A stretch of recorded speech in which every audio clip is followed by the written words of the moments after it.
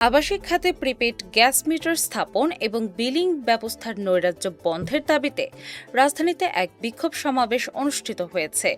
বুধবার সকালে জাতীয় প্রেস ক্লাবের সামনে সচেতন জনগণ ও সাধারণ ভোক্তাদের উদ্যোগে এই মানববন্ধনের আয়োজন করা হয়।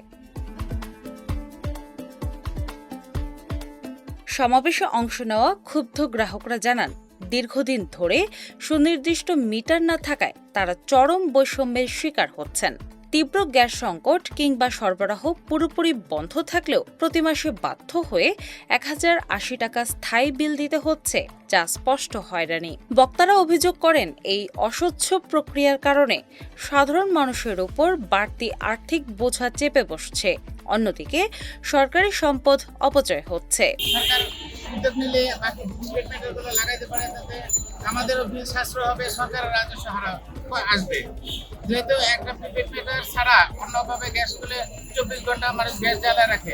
মানববন্ধন থেকে গ্যাস সরবরাহ নিশ্চিত করা, অবৈধ সংযোগ বিচ্ছিন্ন এবং ব্যবহার অনুযায়ী ন্যায্য বিল নির্ধারণের জন্য দ্রুত আধুনিক প্রযুক্তি ভিত্তিক প্রিপেড মিটার চালুর জোর দাবি জানানো হয়। গ্রাহক ভোগান্তি নিরসনে সংশ্লিষ্ট কর্তৃপক্ষকে অবিলম্বে কার্যকর পদক্ষেপ নেওয়ার আহ্বান জানান আন্দোলনকারীরা। দিনা ইসলাম, বাংলা বাজার পত্রিকা।